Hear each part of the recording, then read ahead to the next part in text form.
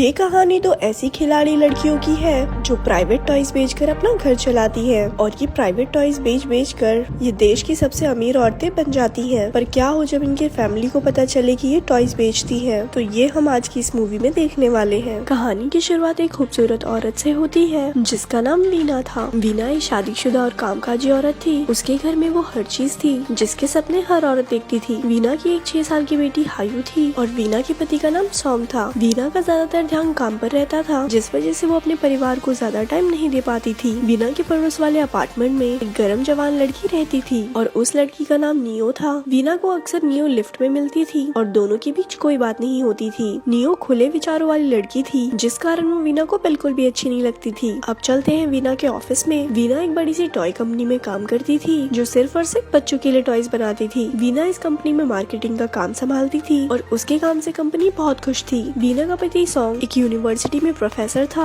ना तो वो अपने काम से खुश था और ना ही उसके स्टूडेंट्स उसके पढ़ाने के तरीके से। दूसरी तरफ वीना अपना ज्यादा से ज्यादा समय ऑफिस में बिताती थी और उसके काम से खुश होकर उसका बॉस उसे प्रमोशन देने का फैसला करता है। वो वीना को बताता है कि कल कंपनी की मीटिंग होगी और मीटिंग के बाद तुम्हें प्रमोट कर दिया जाएगा। अपने प्रमोशन की बात सुनकर वीना बहुत खुश होती है क्योंकि वो कई सालों से इसके लिए मेहनत कर रही थी। वैसे वीना और सॉन्ग के बीच कुछ भी ठीक नहीं चल रहा था। सॉन्ग वीना के पास जाने की जितनी भी कोशिश करता था वीना उससे उतना ही दूर हो जाती थी। सॉन्ग को वीना का प्यार नहीं मिल पा रहा था जिसके कारण वो उदास रहने लगता है। अगले दिन वीना और उसकी बेटी हायू साथ साथ घर से निकलती है। वीना अपने ऑफिस जाने वाली थी और हायू अपने स्कूल जा रही थी। इस बार वीना को फिर से लिफ्ट में नियो मिलती है और उसकी खूबसूरती देखकर वो अंदर ही अंदर जल जाती है। लिफ्ट से बाहर आकर वो जल्दी जल्दी गार्ड से अपना पार्सल लेती है और फिर सीधा अपने ऑफिस में आती है। आज कंपनी में एक मीटिंग थी और इस मीटिंग के बाद वीना को प्रमोशन मिलना लगभग तय था। मीटिंग के दौरान वो अपना पार्सल खोलकर कंपनी को नए टॉयज दिखाती है मगर ये सभी प्राइवेट टॉयज थे जो सिर्फ और सिर्फ लड़कियों के लिए थे। वीना को कुछ समझ नहीं आ रहा था कि उसके पार्सल में ये सब टॉयज कहाँ से आए। बेचारी वीना कहाँ आज प्रमोशन के सपने देख रही थी और कहाँ आज उसे धक्के मारकर नौकरी से निकाल दिया गया था। घर जाते जाते वीना का ध्यान अपने पार्सल के एड्रेस पर जाता है जिसे देखकर वो बहुत हैरान होती है। दरअसल ये पार्सल नियो का था जिसे गार्ड ने गलती से वीना को दे दिया था। वीना जल्दी जल्दी नियो के घर जाकर उसे उसका पार्सल देती है और गुस्से में आकर उसे भला बुरा भी कहती है। वीना उससे पूछती है कि तुम्हारे तो बहुत सारे बॉयफ्रेंड हैं, फिर भला तुम ये टॉयज की क्या करती हो? इसके जवाब में नियो से बताती है कि मैं एक शॉप चलाती हूँ और मैं अपने शॉप में ये सारे टॉयज बेचती हूँ। मगर वीना को उसकी बातों पर यकीन नहीं होता और वो उसे गंदी औरत कहकर वहाँ से चली जाती है। कुछ दिनों बाद नियो को वीना एक बार में मिलती है। नौकरी चले जाने के कारण वीना उदास रहने लगी थी और अब उसने दारू से दोस्ती कर ली थी। उसके पास आकर नियो उससे कहती है कि मैं गंदी औरत नहीं हूँ, मैं सिर्फ अपनी शॉप चलाती हूँ। उसकी बात सुनकर वीना उसका मजाक उड़ाने लगती है और खुद को सच्चा साबित करने के लिए नियो उसे अपनी शॉप में लेकर आती है। नियो की शॉप में बहुत सारे टॉयज थे जिन्हें देखकर वीना हैरान होती है और फिर चुपचाप वहाँ से चली जाती है। अगले दिन सुबह दोनों फिर से मिलती है और वीना नियो से कहती है मैं नहीं मानती कि कोई भी लड़की तुम्हारी शॉप पर आती होगी, तुम्हारे टॉयज बेकार है, कोई भी लड़कियाँ इसका इस्तेमाल नहीं करना चाहेगी। लेकिन नियो उससे कहती है तुम गलत हो, हमारे शहर में ऐसी बहुत सारी लड़कियाँ हैं जो मेरे टॉयज इस्तेमाल करना चाहती है लेकिन वो झिझकती है। अब दोनों लड़कियों के बीच बहस शुरू हो गई थी और इसी बहस में वो एक शर्त लगा लेती है। शर्त ये थी कि अगर नियो अपनी बात सही साबित कर दे तो बदले में वीना भी उसके टॉयज इस्तेमाल करेगी। थोड़ी ही देर बाद वो दोनों एक पार्क में पहुंचती हैं और वहाँ कई टॉयज रखकर उस पर नजर रखने लगती है। पार्क में कई लड़कियाँ नियो के टॉयज देखती हैं लेकिन वो उन्हें फेंक देती हैं। टॉयज का हाल देखकर वीना नियो का मजाक उड़ाने लगती है मगर नियो उससे कहती है कि पार्क एक खुली जगह है इसीलिए लड़कियाँ टॉयज फेंक रही है। इसके बाद वो लड़कियों के बाथरूम में टॉयज रखती है और थोड़ी ही देर बाद लड़कियाँ सभी टॉयज ले जाती है। दोनों के बीच जो शर्त लगी थी वो नियो ने जीत ली थी। अब शर्त के अनुसार वीना को भी नियो के टॉयज इस्तेमाल करने थे।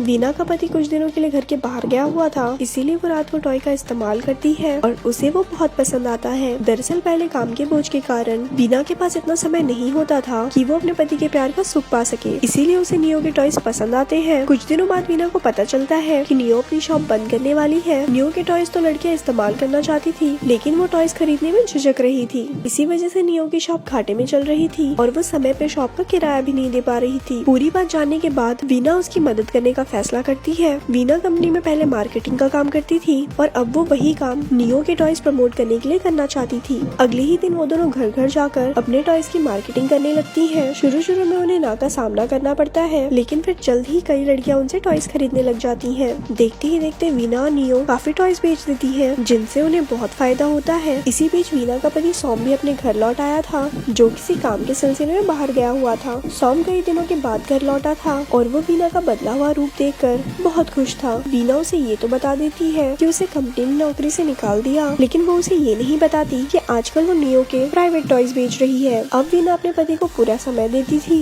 और वो पूरी रात प्यार करते थे। एक दिन नियो एक नया तरीके का सामान पहनती है। ये सामान म्यूजिक की आवाज सुनते ही अपना काम शुरू कर देती थी, जिसके बाद ये पहनने वाली लड़की की तन बदन में आग लग जाती थी। इसी बीच नियो के पास वीना आती है और वो उसे भी ये ट्राई करने को बोलती है। नियो की बात मानकर वीना जल्दी वो ट्राई कर लेती है। अब वो जैसे ही उसे ट्राई करने लगती है तभी उसे उसके पति सॉम का फोन आता है। सॉम उसे हायू के स्कूल जाने को कहता है क्योंकि वो खुद किसी काम में फंस गया था। स्कूल में हायू का मैच था और वीना जल्दबाजी में वो नया टॉय पहनकर वहाँ पहुँच जाती है। मैच के दौरान हर जगह म्यूजिक चल रहा था और म्यूजिक की आवाज सुनकर वो टॉय अपना काम शुरू कर देती है। अब वीना मुश्किल से अपने आप को संभालती है क्योंकि उसे पता था कि अगर वो खुद को संभाल ना सकी तो उसे सबके सामने शर्मिंदा होना पड़ेगा। इसी दौरान एक दिन वीना के मेड के हाथ वीना के प्राइवेट टॉयज लग जाते हैं। वो एक टॉय उठाकर बाथटब में उसे इस्तेमाल करने लग जाती है। ये टॉय बिजली से चलने वाला था। मेड के लिए ये टॉय बिल्कुल नए थे और वो बिजली का झटका खाकर सीधा हॉस्पिटल पहुंच जाती है। वैसे वीना और नियो नए टॉयज की खोज करती रहती थी ताकि लड़कियों की दिलचस्पी उनके टॉयज में बनी रहे। एक दिन वीना एक औरत को कमर पे बांधने वाला एक टॉय दिखाती है, मगर उस औरत को वो टॉय बिल्कुल भी अच्छा नहीं लगता और वो वीना को धक्के मारकर घर से बाहर निकाल देती है। कुछ महीनों बाद वीना और नियो एक नए टॉय की खोज करती है। वो अपना नया टॉय बड़े लेवल पर लॉन्च करना चाहती थी और इसके लिए वो एक मॉल में एक प्रोग्राम करती है। इसी दौरान सॉन्ग भी मॉल में आ जाता है और उसे वीना के नए काम के बारे में पता चल जाता है। अपनी बीवी को प्राइवेट टॉयज की मार्केटिंग करते देख उसे बहुत दुख होता है और वो उसे सारे रिश्ते नाते तोड़ देता है। 3 महीनों बाद वीना और नियो ने टॉयज बेच कर बहुत नाम कमा लिया था। वीना अब एक नए घर में अकेले रहने लगी थी और हायू कभी उससे मिलने आया करती थी। सॉन्ग ने अभी भी वीना को माफ नहीं किया था। वो तो बस हायू की खुशी के लिए उसे वीना से मिलवाने ले आया करता था। उसने हायू को अपने साथ ही रखा था क्योंकि वो नहीं चाहता था कि हायू को वीना के नए काम के बारे में पता चले। एक दिन सॉन्ग वीना को बताता है कि मैं और हायू कल दूसरे शहर जा रहे हैं। वीना सॉन्ग को रोकना तो चाहती थी, लेकिन उसे पता था कि सॉन्ग उसकी बात नहीं मानेगा। अगले दिन सॉन्ग और हायू दूसरे शहर जाने की तैयारी शुरू कर देते हैं, जबकि वीना उस समय एक अवार्ड शो में थी। शो के दौरान उसे एहसास होता है कि आज अगर वो अपने परिवार को नहीं रोक पाई तो वो उन्हें हमेशा